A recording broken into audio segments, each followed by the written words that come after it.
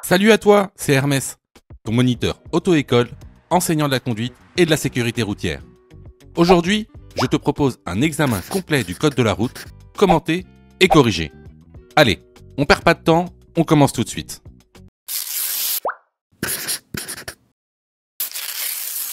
Question numéro 1. Je suis bien placé pour prendre l'autoroute. Oui, réponse A. Non, réponse B.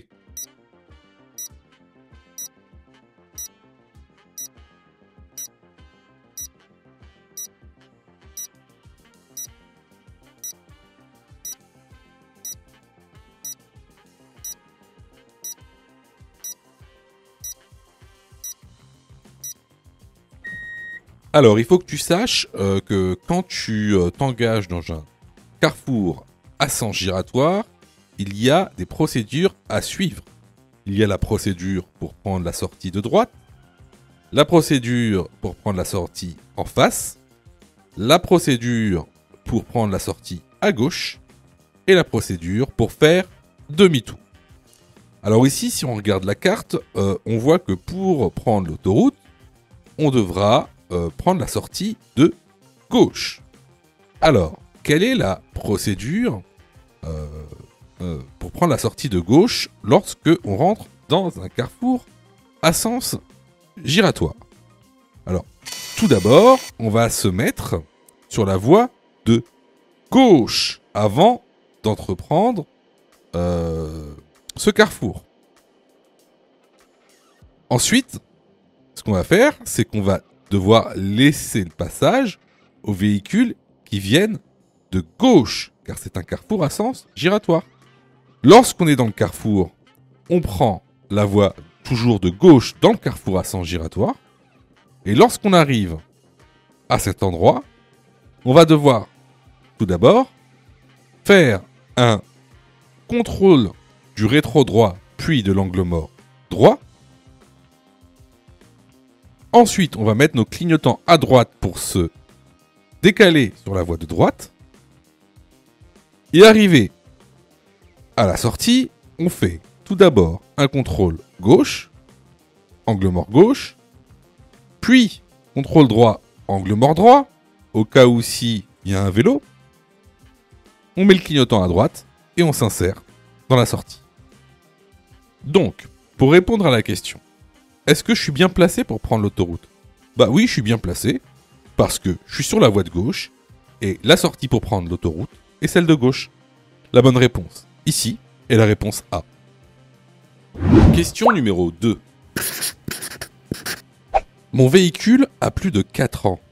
Je dois réaliser le contrôle technique tous les 2 ans. Oui, réponse A. Non, réponse B.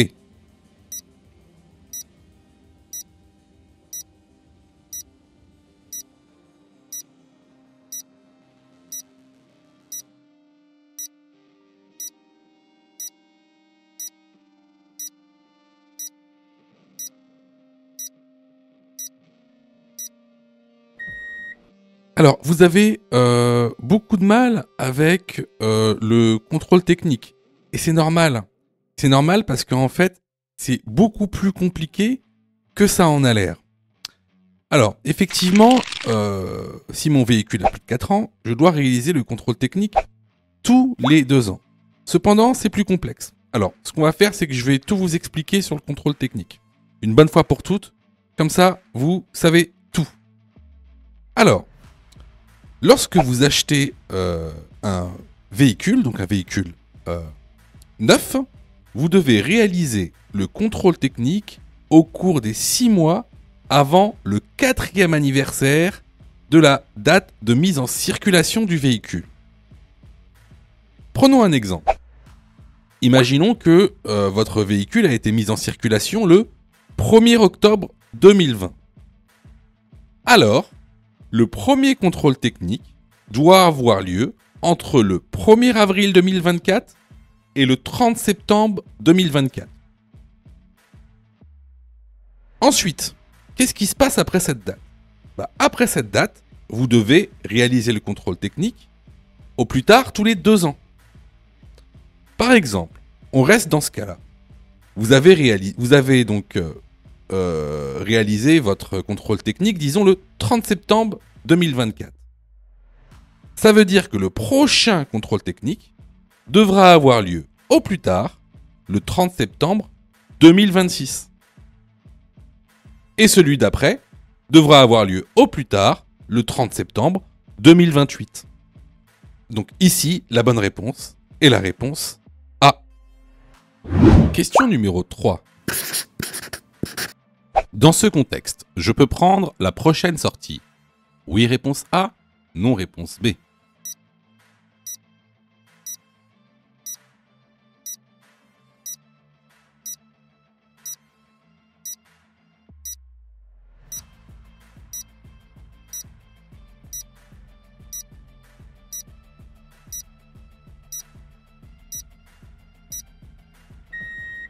Alors, comme tu le vois ici, juste là, c'est ce qu'on appelle une ligne de dissuasion. Et comme son nom l'indique, cette ligne de dissuasion t'empêche deux choses. Enfin, te dissuade à deux choses. Elle te dissuade de dépasser un véhicule et elle te dissuade également de prendre une sortie. Alors, là tu vas me dire, bah oui, mais pourquoi est-ce qu'ils n'ont pas mis une ligne blanche ? Ils pourraient mettre une ligne blanche, comme ça on saurait directement qu'il est impossible de franchir cette ligne. Oui, mais il y a des exceptions. On peut franchir cette ligne à deux exceptions. La première, c'est de dépasser un véhicule lent. La deuxième, c'est de se rabattre après avoir dépassé un véhicule lent. Donc, ici, la bonne réponse est la réponse B. Question numéro 4. Dans cette situation, réponse A, je ralentis. Réponse B, je mets mon clignotant gauche. Réponse C, je maintiens mon allure.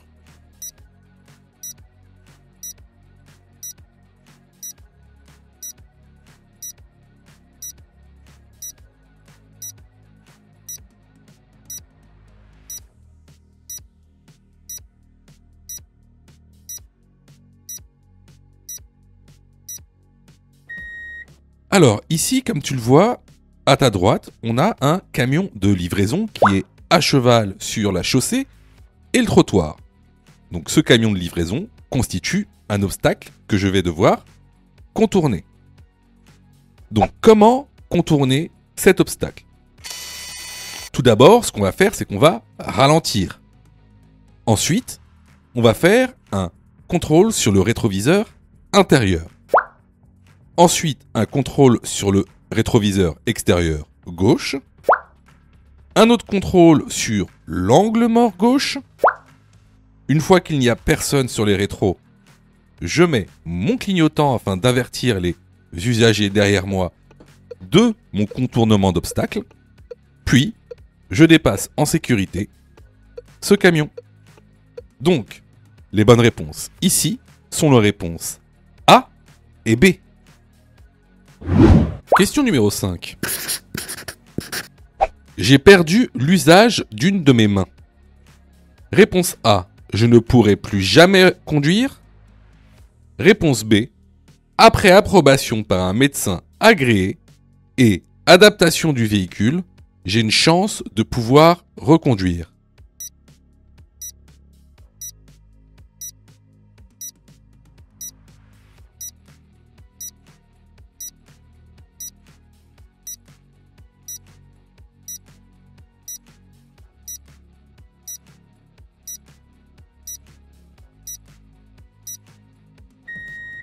Alors, si vous perdez l'usage d'une de vos mains ou même d'un de vos membres,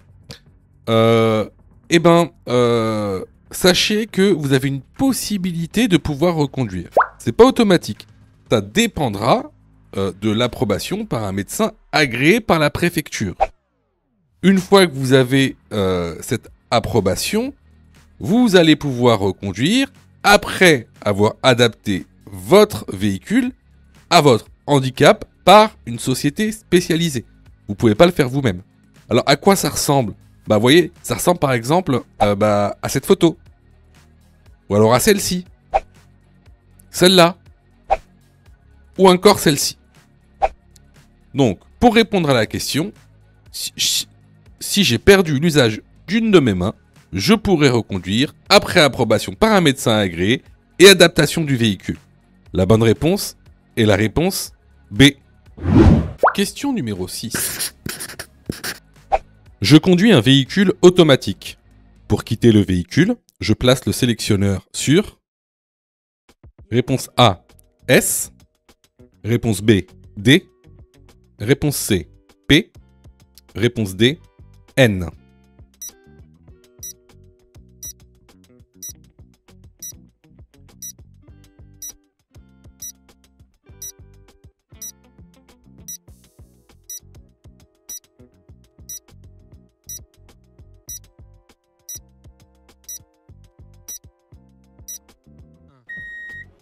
Quand tu conduis une automatique, le boîtier de vitesse est différent.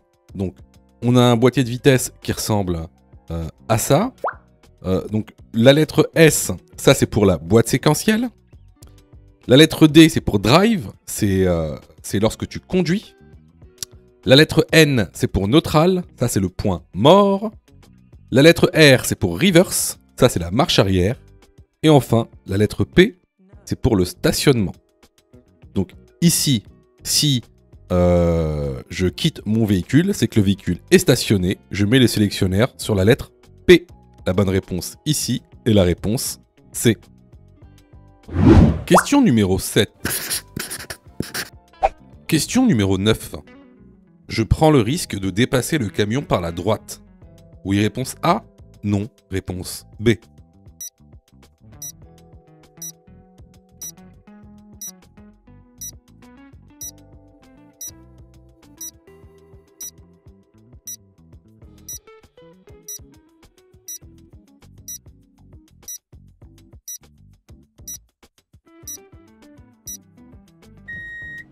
Alors ici déjà, regardez le marquage au sol.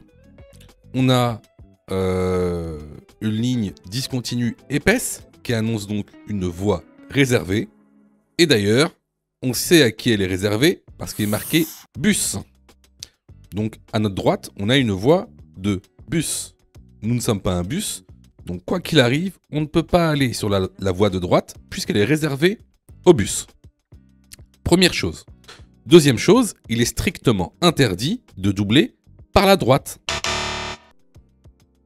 Donc, au vu de ces deux arguments, je ne prends pas le risque de dépasser le camion par la droite. La bonne réponse est la réponse B. Question numéro 8. J'ai eu mon permis en conduite accompagnée dite supervisée. Ma période probatoire est de réponse A, 3 ans. Réponse B, 2 ans.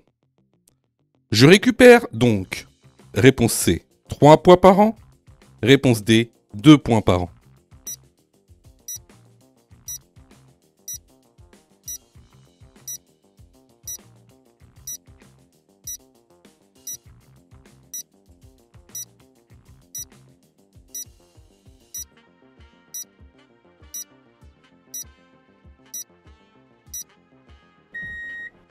Alors, en général, ce genre de questions vous trouble parce que, je vais vous dire pourquoi. C'est qu'en fait, certes, vous connaissez le code de la route, mais vraiment en surface. Vous ne le connaissez pas de manière précise et approfondie. Alors, la conduite supervisée fait partie des différents types de conduite accompagnée que vous pouvez effectuer. En conduite supervisée, ma période probatoire est de 3 ans, comme un permis normal. Et je récupère donc 2 points par an durant cette période probatoire en conduite supervisée. Alors, il faut que vous compreniez une chose. On parle souvent de conduite accompagnée, mais la conduite accompagnée, en fait, c'est juste une méthode d'apprentissage. Donc, vous avez 3 types de conduite accompagnée. Vous avez la conduite accompagnée supervisée, vous avez la conduite accompagnée encadrée, et vous avez l'apprentissage anticipé de la conduite. Effectivement, en apprentissage anticipé de la conduite, qu'on appelle conduite accompagnée AAC, c'est sur ce type de conduite accompagnée que votre période probatoire sera de 2 ans et que vous pouvez récupérer 3 points par an. Donc, ici, les bonnes réponses sont les réponses A et D. Question numéro 9. Dans cette situation, je ralentis et je passe. Oui, réponse A. Non, réponse B. Pour avertir de ma présence, je klaxonne. Oui, réponse C. Non, réponse D.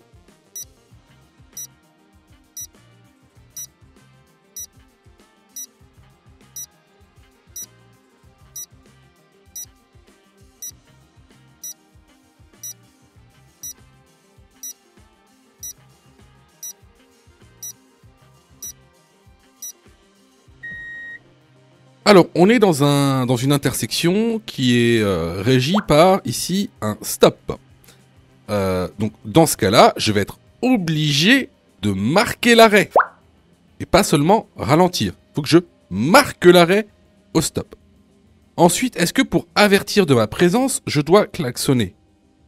Non, il est strictement interdit de klaxonner en agglomération, sauf danger imminent. De plus, ici, on voit bien que on est dans une agglomération éclairée. Donc, les gens me verront à l'intersection. Donc, ici, les bonnes réponses sont les réponses B et D. Question numéro 10. La vitesse maximale autorisée est de 50 km/h. Oui, réponse A. Non, réponse B.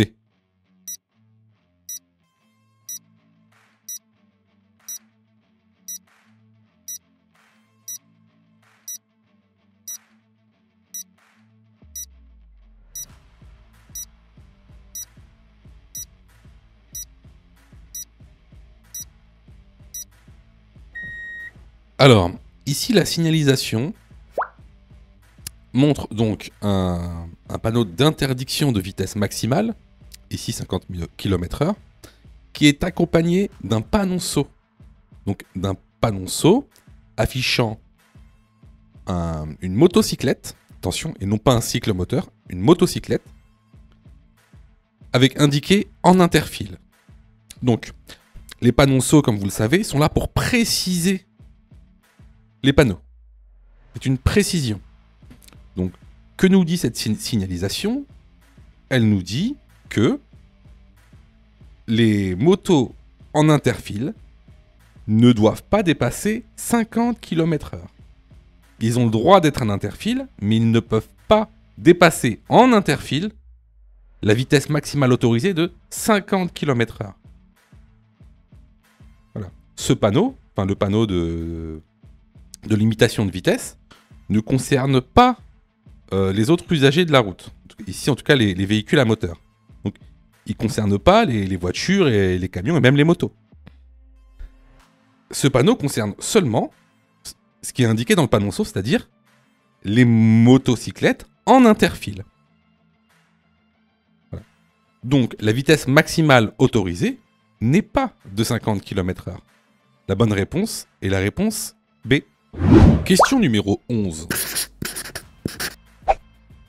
Le tracteur est un véhicule lent. Oui, réponse A.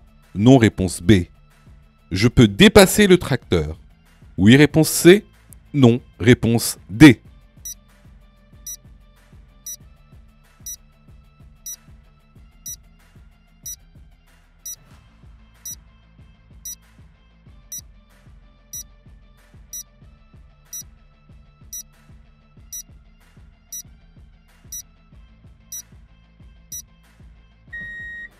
Alors, au sens du code de la route, un véhicule lent est un véhicule qui ne peut pas dépasser les 60 km/h. Alors, ici, est-ce que c'est le cas pour un tracteur? Bah, effectivement, un tracteur ne peut pas dépasser les 60 km/h. Alors, est-ce que je peux dépasser le tracteur? Alors, vous voyez là, on a une ligne axiale en agglomération, qui signifie qu'on peut dépasser les véhicules lents. Cependant, il y a une exception. On peut dépasser les véhicules lents en agglomération si on a de la visibilité, ce qui n'est pas le cas ici parce qu'on est en pente. En plus, on a un petit panneau de danger qui nous annonce un virage dangereux. Donc, ici, on n'a pas la visibilité pour dépasser le tracteur. Les bonnes réponses, ici, sont les réponses A et D. Sais-tu que Mon Code de la route est aussi une plateforme pédagogique qui te permet de passer ton examen du code à partir de seulement 9,90 €. Et on a même conçu, spécialement pour toi, un programme qui te permet d'obtenir ton code en un temps record. C'est le programme Mon Code en 10 jours. Avec un calendrier de révision personnalisé, un contenu pédagogique par thème conforme à la nouvelle réforme, des nombreux tests d'examen blanc issus de l'examen officiel, accessible sur smartphone, tablette et PC durant 1 an et en accès illimité. Et surtout, cette formation est 100% remboursée en cas d'échec à l'examen. Alors, si tu souhaites obtenir ton code du premier coup sans te ruiner et sans risque, rejoins notre programme en cliquant sur le lien en description de la vidéo. Pour ça, tu as juste à cliquer sur le lien en description et à choisir ta formule. Question numéro 12. Pour protéger la victime, il faut réponse A, poser un triangle de présignalisation. Réponse B, déplacer la victime sur le trottoir.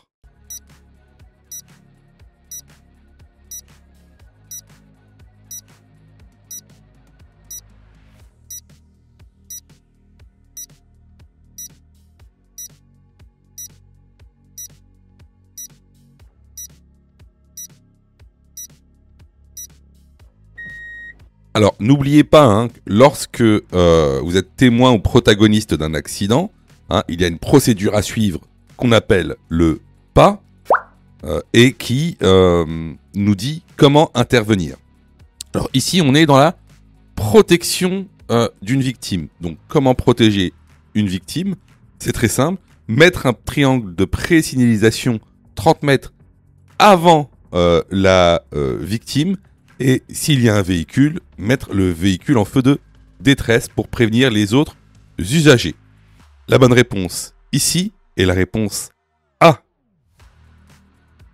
Question numéro 13. Dans cette situation, je ralentis. Oui, réponse A. Non. Réponse B.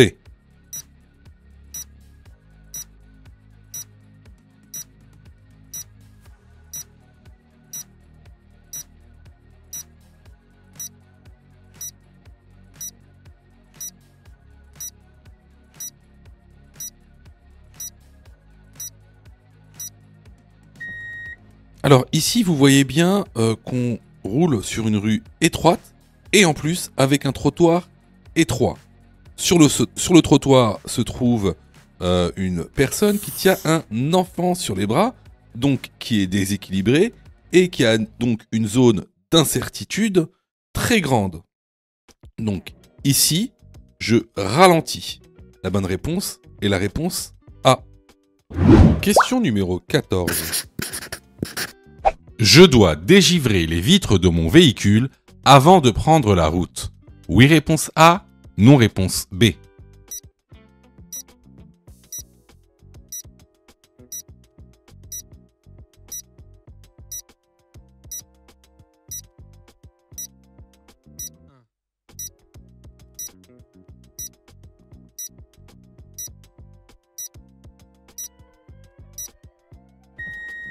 Alors, je sais que certains d'entre vous vont dire « Mais attends, mais cette question, c'est une question bête. » Alors, pas tant que ça. Et je vais vous dire pourquoi, parce qu'il y a des articles de loi en fait. Alors, il faut savoir que le pare-brise est un élément de sécurité, d'accord? Ce pare-brise doit être propre tout le temps. Il doit être visible, en fait. Tout le temps. Sachez que vous risquez une contravention de 3e classe et une amende de 68 € si votre pare-brise est sale ou non visible. Donc, ça peut paraître évident, mais plusieurs personnes, par exemple, vont juste dégivrer le pare-brise, juste dégivrer la fenêtre, ou une partie, ou alors vous roulez avec des pare-brises sales. Et bien ça, c'est une contravention. Donc oui, je dois dégivrer les vitres de mon véhicule avant de prendre la route. La bonne réponse est la réponse A. Question numéro 15. Dans un tunnel, la distance de sécurité est de... Réponse A, 2 diodes bleues. Réponse B, 3 diodes bleues.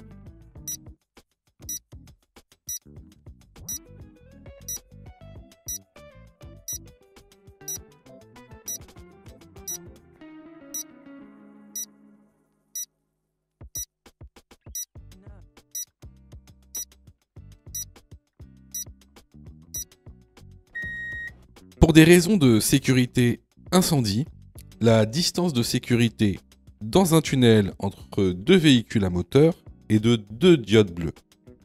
La bonne réponse est donc la réponse A. Question numéro 16.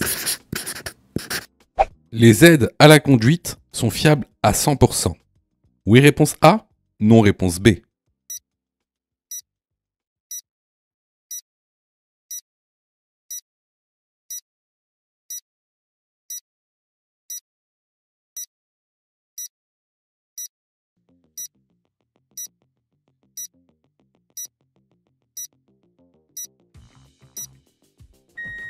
Alors, pas du tout. Les aides à la conduite ne sont pas fiables à 100%. Il peut y avoir tout simplement des défaillances électroniques. Il peut y avoir aussi une mauvaise détection due à la pluie, par exemple, ou aux intempéries. La mauvaise détection peut être aussi due à des obstacles, qui peut être sur les radars ou en dessous des radars. Donc, la bonne réponse ici est la réponse B. Question numéro 17. Ce conducteur remplit le réservoir du liquide de refroidissement. Oui, réponse A, non, réponse B.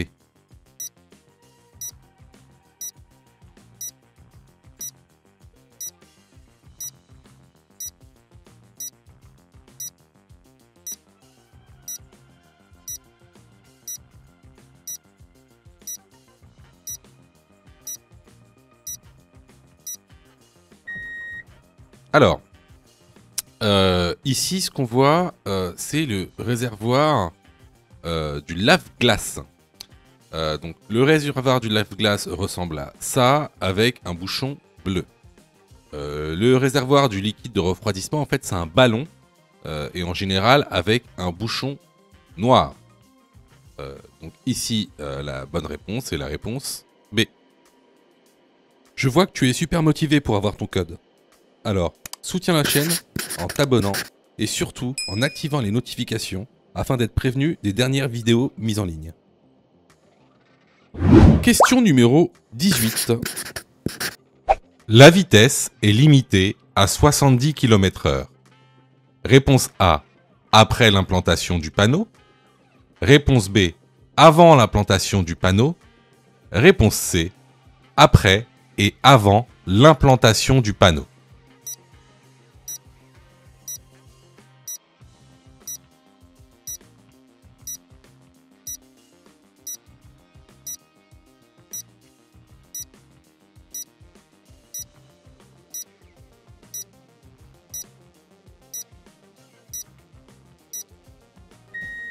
Alors ça, c'est un truc qu'on a vu plusieurs fois, que ce soit dans l'information ou les vidéos YouTube. Il faut savoir que chaque type de panneau a ses étendues de prescription. Alors n'oubliez pas, une étendue de prescription, en résumé, c'est quoi? C'est où l'ordre commence et où l'ordre se finit. Ici, on est sur un panneau d'interdiction.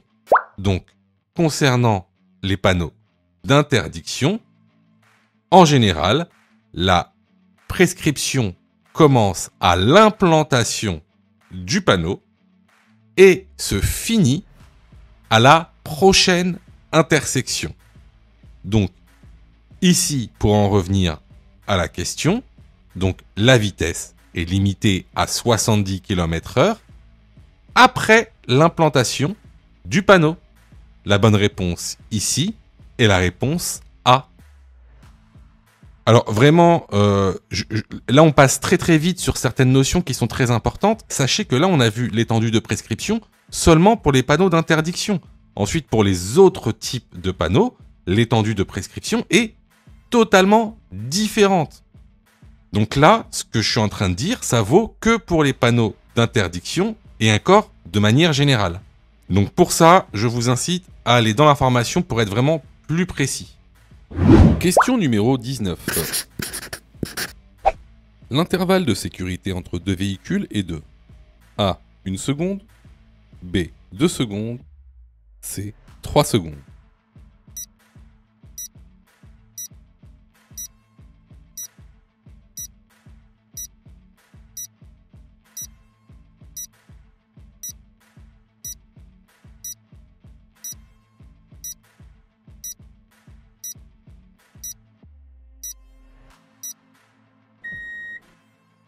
Encore une fois, c'est une question de cours. Sachez que ce sont des questions récurrentes. Hein. Il y a 4 distances à connaître. La distance de sécurité, la distance de réaction, la distance de freinage et la distance d'arrêt. Vous devez comprendre ces 4 distances et vous devez savoir les calculer. Ça, vous allez voir ça dans le cours. On ne va pas pouvoir voir ça aujourd'hui, ce serait trop long. Aujourd'hui, on parle d'intervalle de sécurité ou de distance de sécurité. L'intervalle de sécurité entre deux voitures doit être de 2 secondes. C'est-à-dire que ce qui vous sépare en temps entre vous et la voiture qui a devant, c'est 2 secondes. Donc ici, la bonne réponse est la réponse B. Question numéro 20. Je roule à 80 km/h. Ma distance d'arrêt est de réponse A, 48 mètres. Réponse B, 64 mètres. Réponse C, 96 mètres. Réponse D, 24 mètres.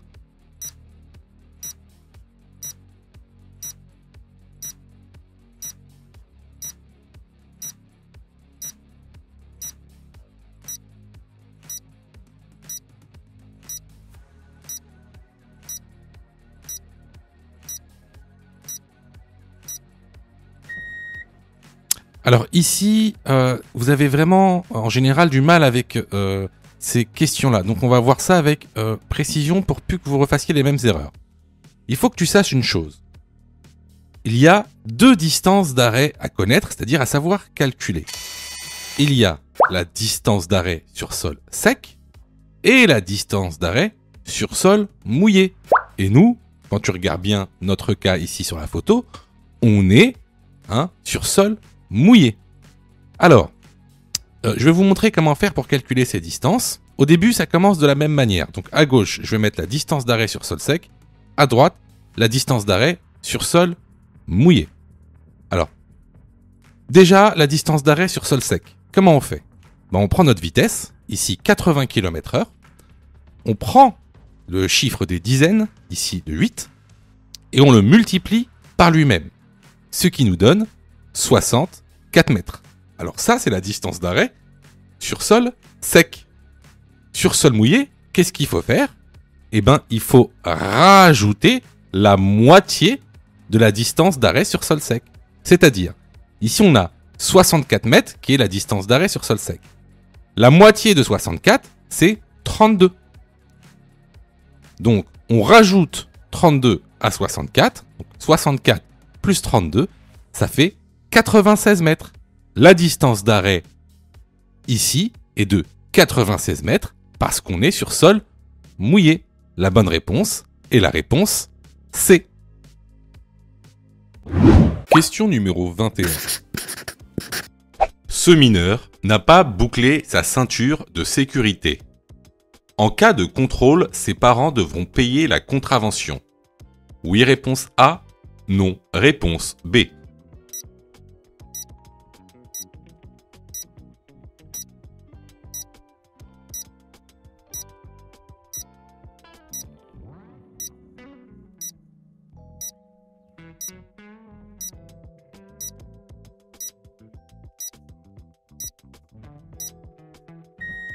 Alors, ici, on a affaire donc ici à un passager qui n'a pas sa ceinture. Alors, concernant la réglementation concernant le port de la ceinture de sécurité, vous avez deux cas. Le cas où le passager est mineur et le cas où le passager est majeur. Dans le cas où le passager est mineur, c'est le conducteur qui devra payer l'amende. Dans le cas où le passager est majeur, c'est le passager qui devra payer son amende. Donc, la bonne réponse ici est la réponse B. Question numéro 22. Après avoir protégé la zone accidentée, je dois en premier lieu. Réponse A. Appeler les secours.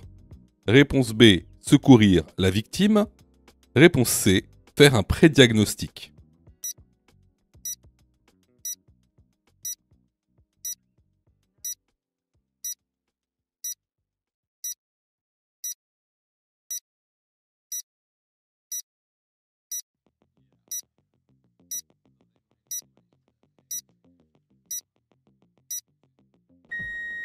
Alors, vous devez savoir que si vous êtes témoin ou protagoniste d'un accident, vous devez respecter une certaine procédure. Alors, tout d'abord, il va falloir protéger, ensuite alerter et à la fin, secourir. Ces trois choses, vous devez les faire dans l'ordre. C'est ce qu'on appelle le PAS ou le PAS. C'est un moyen mnémotechnique pour s'en souvenir. Alors, dans cette question, d'accord, on dit qu'on a déjà protégé la zone accidentée. Donc, la deuxième étape est d'alerter les secours. Mais attention, alerter les secours, ça ne veut pas dire tout de suite les appeler. Alerter les secours, dans un premier temps, ce sera tout d'abord de réaliser un prédiagnostic. Alors, c'est quoi faire un prédiagnostic? Il y a deux choses à réaliser lorsqu'on fait un prédiagnostic. Tout d'abord, c'est d'avoir l'adresse exacte de l'accident. Si vous êtes en agglomération, le nom de la rue et le numéro de la rue.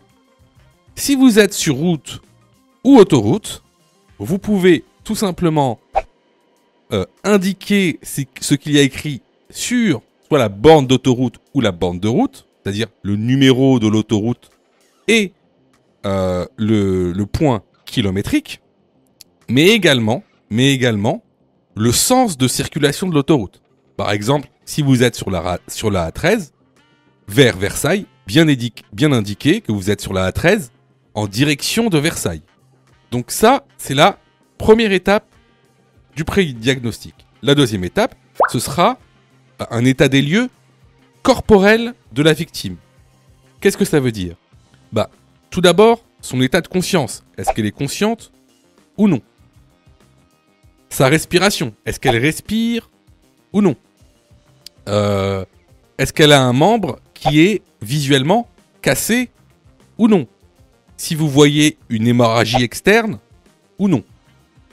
Donc, voilà pour le prédiagnostic, c'est-à-dire la chose à faire avant d'appeler les secours. Donc ici, la bonne réponse est la réponse C. Alors, attention, tout ce qui est dit sur cette chaîne concernant les secours, les premiers secours à la personne ne sont valables que pour l'examen du code de la route. C'est de la théorie pure. Pourquoi je vous dis ça?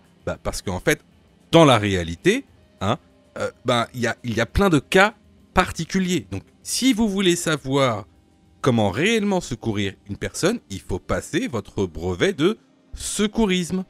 D'accord? Donc, ce qui est dit ici n'est valable que pour passer l'examen du code de la route, car c'est de la théorie. On ne fait que balayer les grandes lignes.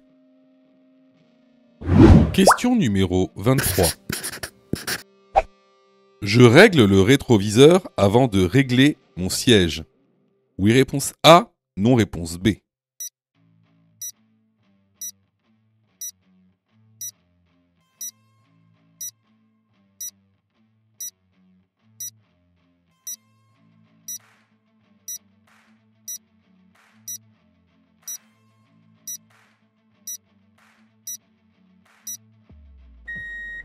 Alors, concernant la procédure d'installation, tout d'abord, il faudra régler son siège. Ensuite, il faudra régler son volant. Ensuite, régler ses rétroviseurs. Et ensuite, boucler sa ceinture. Donc, la bonne réponse ici est la réponse B. Question numéro 24. À bord du véhicule, il est obligatoire d'avoir 2 gilets de haute visibilité. Oui, réponse A, non, réponse B.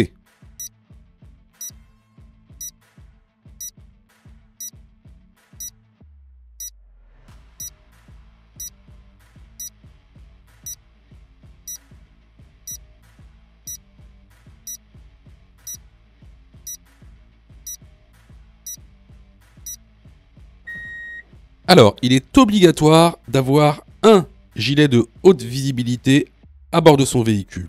Il n'est pas nécessaire d'en avoir 2. La non-possession d'un gilet haute visibilité est passible d'une contravention de première classe et de 11 € d'amende. Donc ici, la bonne réponse est la réponse B. Question numéro 25. Le marquage au sol motorise le dépassement. Oui, réponse A. Non, réponse B.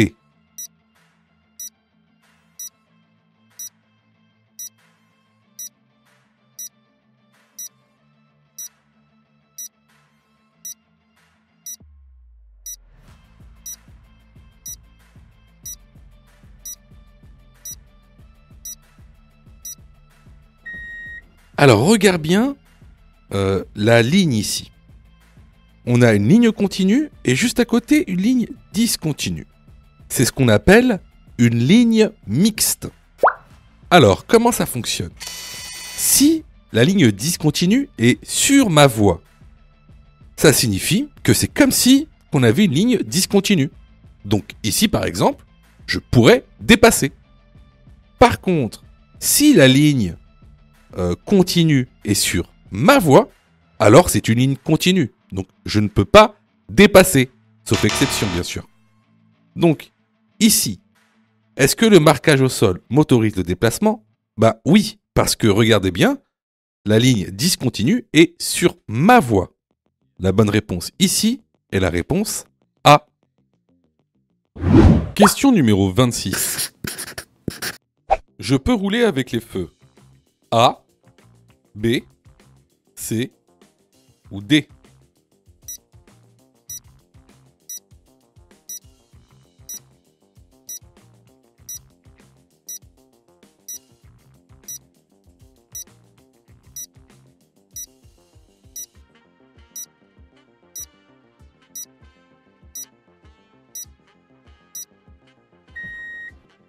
Alors, là ici, encore une fois, c'est du court. Donc là, on roule dans un temps de brouillard.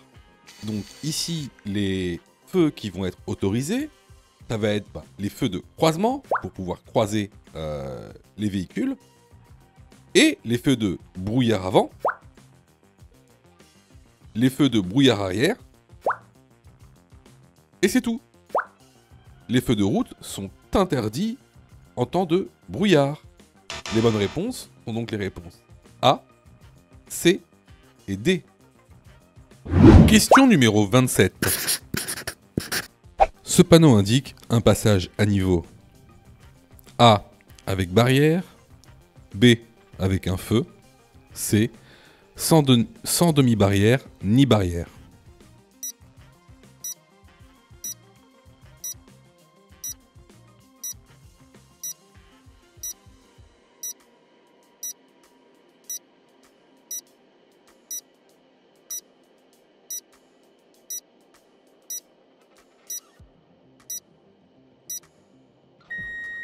Alors, question simple, réponse simple. Ce panneau annonce un passage à niveau sans barrière ni demi-barrière.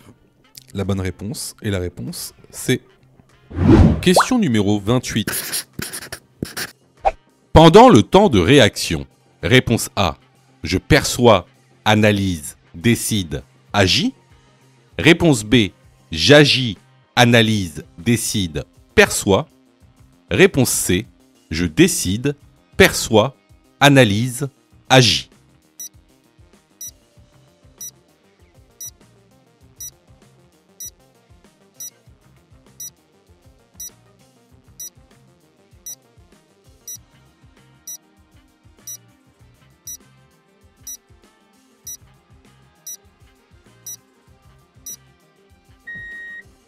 Alors déjà, c'est quoi le temps de réaction?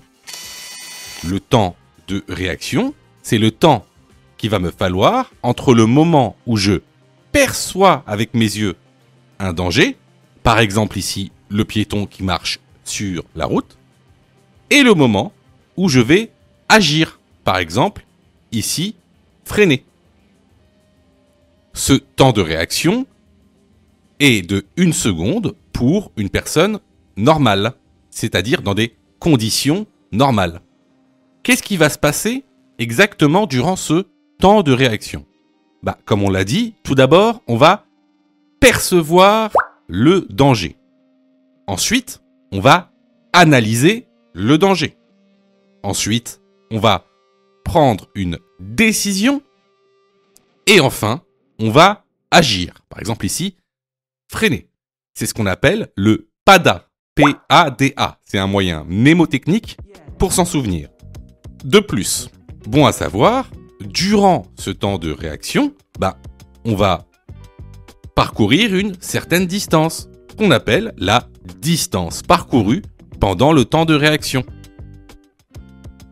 Donc, ici, pour répondre à la question, pendant le temps de réaction, je perçois, analyse, décide, agis. La bonne réponse est la réponse A. Alors clairement ici c'était une question basique, une notion de cours basique. Donc si tu as eu faux à cette question, je t'encourage vivement à aller te former sur notre plateforme de formation ou ailleurs. Alors surtout ne te dis pas c'est pas grave, les examens blancs vont justement m'aider à apprendre le code. Faux. Les examens blancs ne servent pas à apprendre le code. Les examens blancs servent à tester si tu as, oui ou non, assimilé le contenu pédagogique. Alors, quelle est la meilleure méthodologie pour passer le code? C'est-à-dire, quelle est la meilleure méthodologie pédagogique? Alors, tout d'abord, il va falloir apprendre les cours par thème.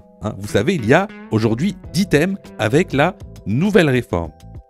Une fois que tu auras appris ces 10 thèmes et tous les contenus de ces 10 thèmes, alors tu pourras passer à des exercices d'entraînement par niveau de difficulté. Tout d'abord les exercices faciles, les exercices moyens et les exercices difficiles.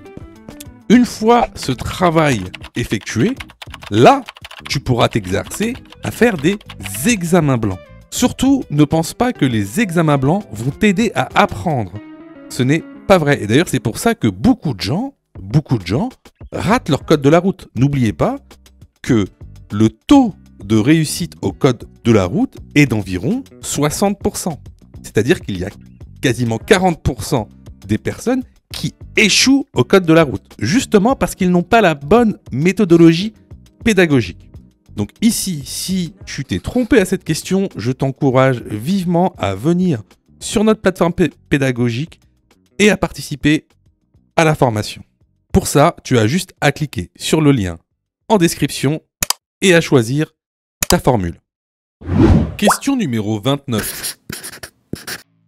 Les véhicules électriques permettent, réponse A, de diminuer la pollution, réponse B, de diminuer les nuisances sonores, réponse C, de diminuer les embouteillages.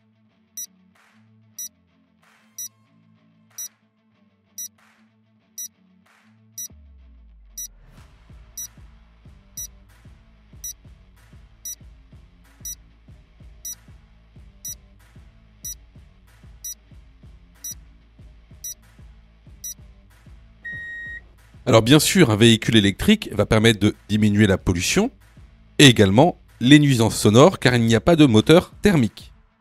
Par contre, ça ne permettra pas de diminuer les embouteillages. Les bonnes réponses ici sont les réponses A et B. Question numéro 30. L'ESP permet de maintenir sa trajectoire lors des freinages d'urgence. Oui, réponse A. Non, réponse B.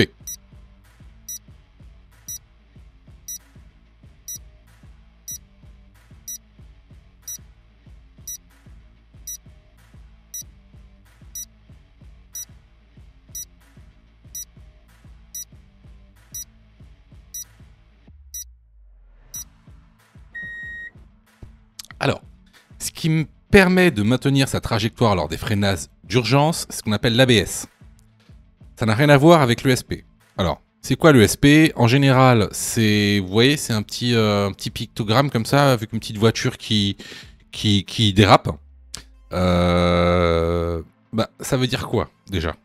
Ça veut dire Electronic Stability Program. C'est un système électronique, donc automatique, pour stabiliser le véhicule. Donc, l'ESP, lui, permet de maintenir sa trajectoire lorsque on a une perte de contrôle de la trajectoire, notamment quand on patine, voilà, quand on fait du patinage. Donc ici, la bonne réponse est la réponse B.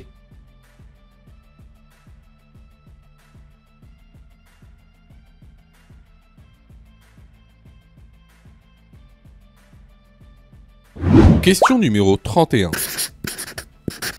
Rouler avec une voiture hybride permet de diminuer les émissions polluantes. Oui, réponse A. Non, réponse B.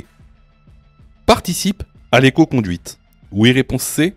Non, réponse D.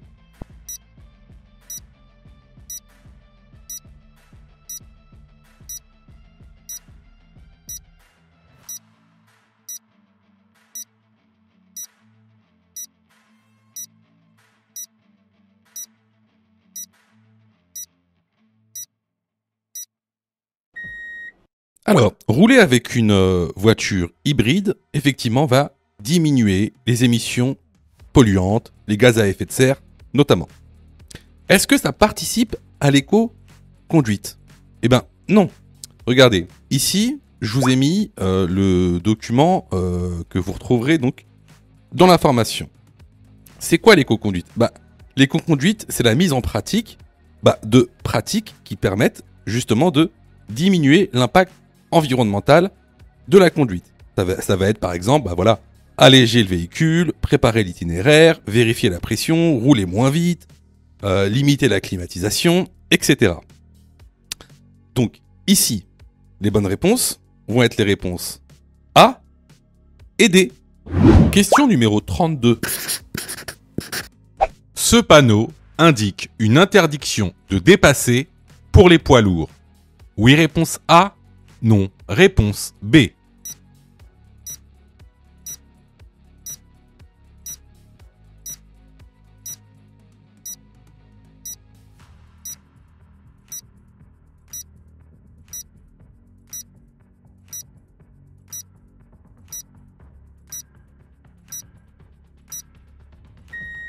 Effectivement, ce panneau indique que les poids lourds ont interdiction de dépasser. N'oubliez pas, un poids lourd, c'est un véhicule dont le poids total à charge est supérieur à 3,5 tonnes. Donc la bonne réponse ici est la réponse A. Question numéro 33.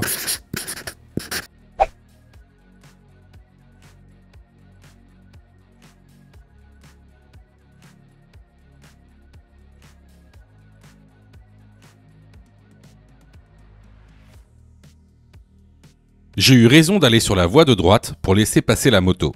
Oui, réponse A. Non, réponse B.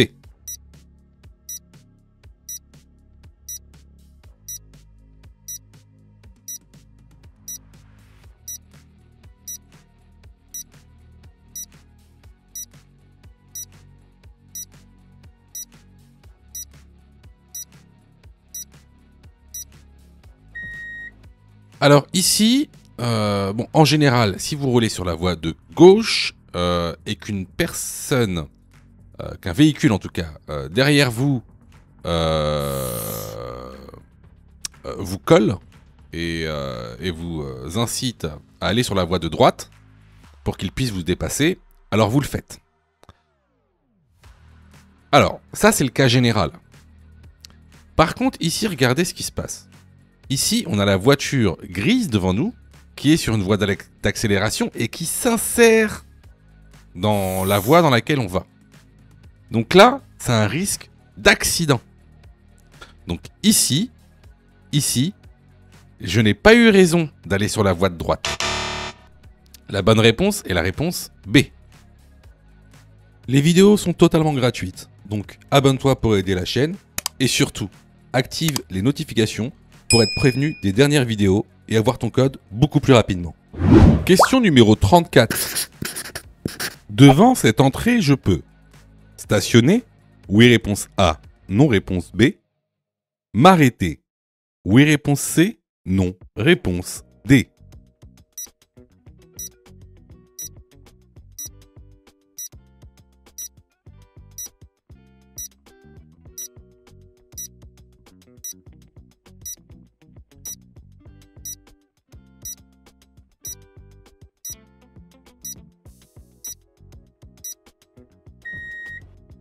Alors déjà, avant de répondre à cette question, on va répondre à une question très bête.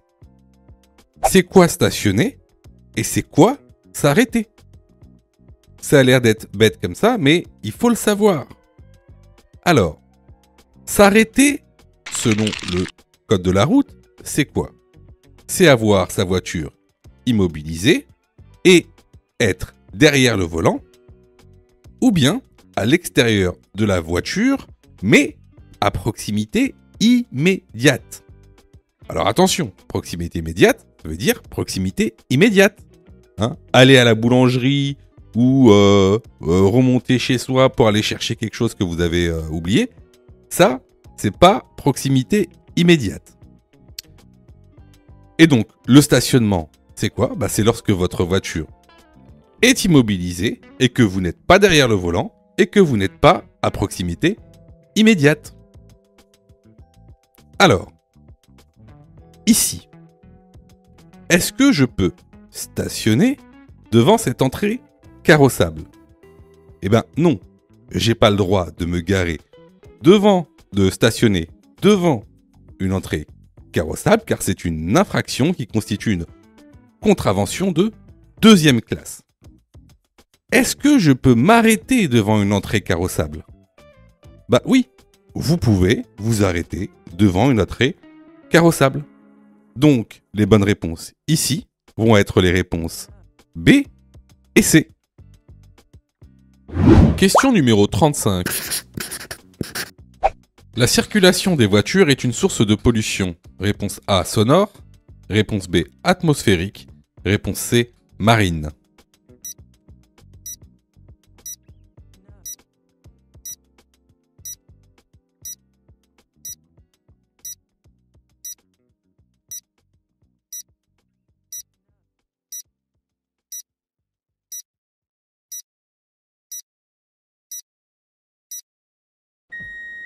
Bon, là, c'est vraiment une question très très simple, mais bon, il y a des questions très très simples dans le test officiel du code de la route. Parfois, c'est assez surprenant. Donc, effectivement, ici, la circulation des voitures est une source de pollution sonore, réponse A, et atmosphérique, réponse B. Question numéro 36. Le contrôle anti-pollution se fait lors du contrôle technique, oui, réponse A, non, réponse B. Lors d'un contrôle de police, oui, réponse C, non, réponse D.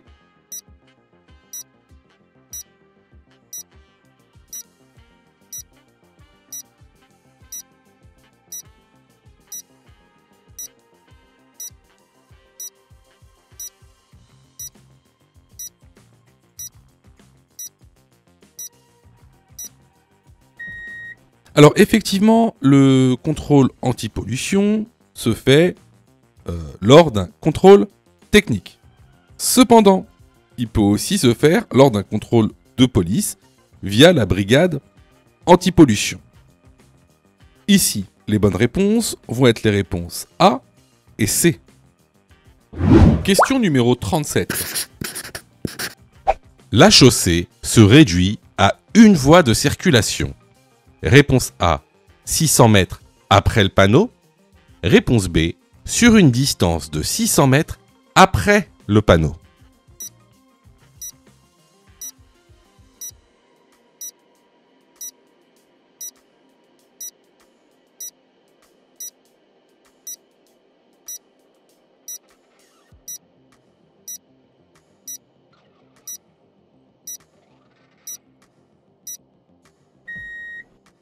Alors ici, c'est une question très intéressante parce que vous vous faites souvent piéger là-dessus, tout simplement par manque de connaissances.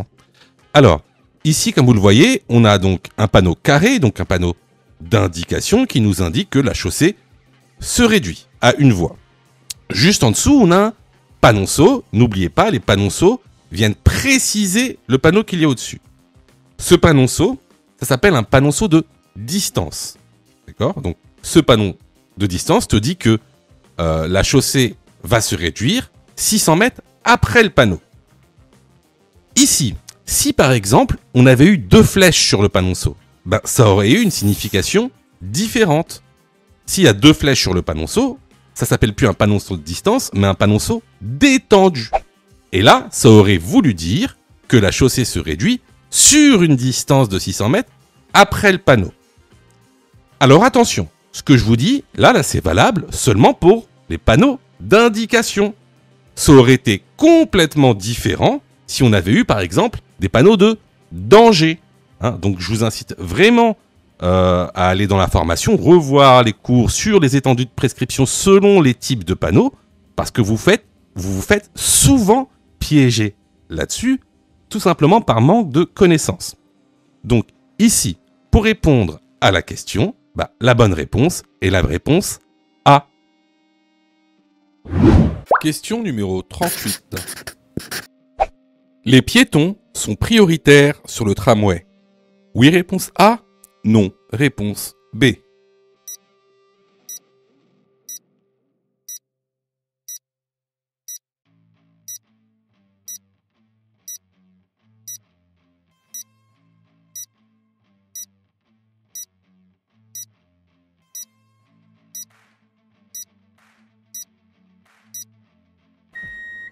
Alors, vous devez savoir que le tramway est toujours prioritaire sur tous les usagers de la route, piétons compris. C'est normal, la distance d'arrêt d'un tramway est très grande. Donc ici, la bonne réponse est la réponse B. Alors là, c'était vraiment une question de cours qu'on voit régulièrement dans l'information. Donc, si vous avez eu faux à cette question, vraiment, je vous incite vraiment à vous former, que ce soit chez nous ou ailleurs. Alors, je reçois plusieurs messages de votre part, d'ailleurs, je vous en remercie. Alors, vous me posez souvent 2 questions. Alors, la première, c'est quand est-ce que je suis prêt pour passer mon code ?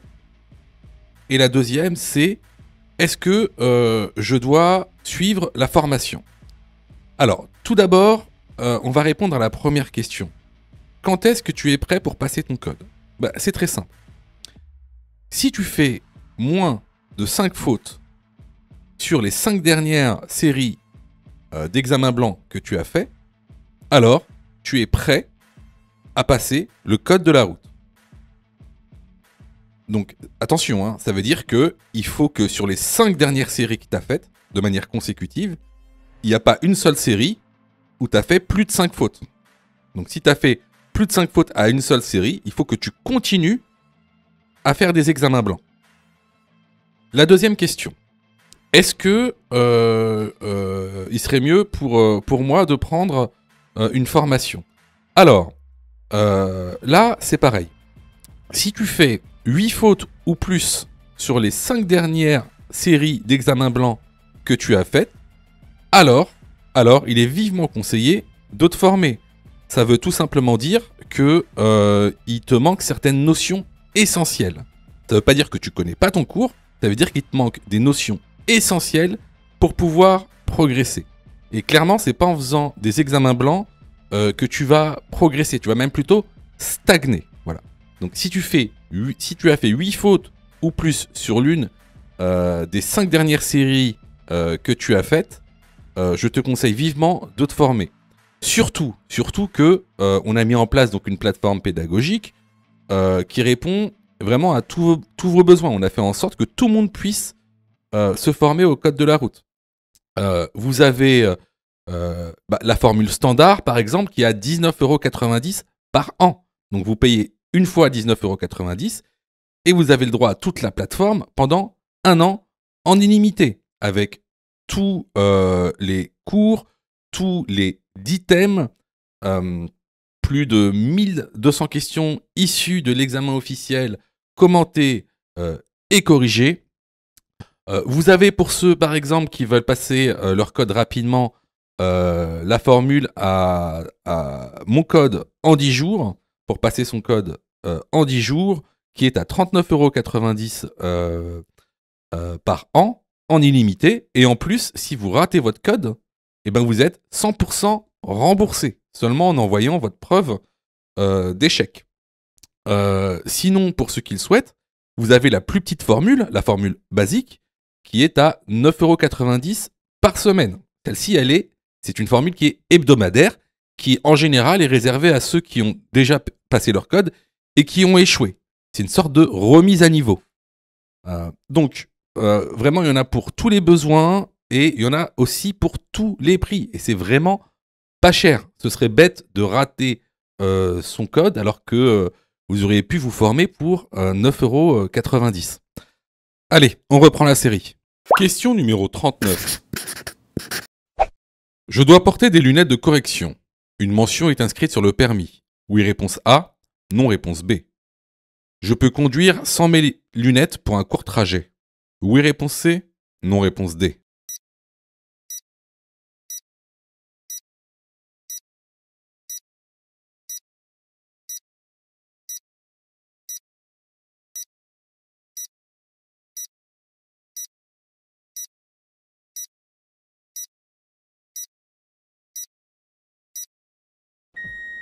Alors effectivement, pour tous ceux qui ont des lunettes de correction, il y aura une mention inscrite sur votre permis de conduire.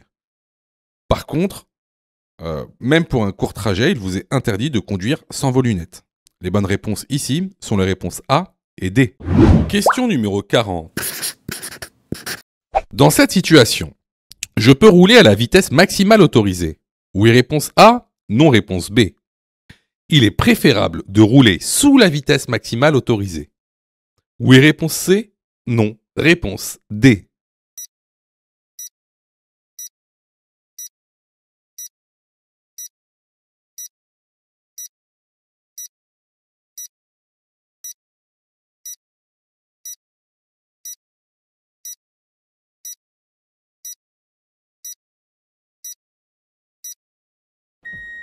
Alors ici, si on regarde la signalisation, on voit qu'après le panneau, la vitesse maximale autorisée sera de 70 km/h. Ça veut dire que légalement, je pourrais rouler à la vitesse maximale autorisée qui est de 70 km/h. Cependant, regardez l'état de la route. La route est verglacée et enneigée. Donc effectivement, c'est pas le meilleur état pour pouvoir rouler à 70 km/h. Là, tu vas pas être en sécurité en roulant à 70 km/h sur une route dans cet état-là. Donc il sera préférable de rouler à une allure adaptée en dessous des 70 km/h. Donc ici, les bonnes réponses vont être les réponses A et C. Si tu as fait 8 fautes ou plus, ne panique pas. Rejoins-nous sur notre plateforme pédagogique en ligne en cliquant sur le lien en description de la vidéo. Tu pourras alors choisir la formule qui te convient. N'oublie pas de liker la vidéo et de t'abonner pour recevoir toutes les dernières notifications. Tu peux aussi continuer à t'entraîner en cliquant sur l'une des vidéos qui s'affichent.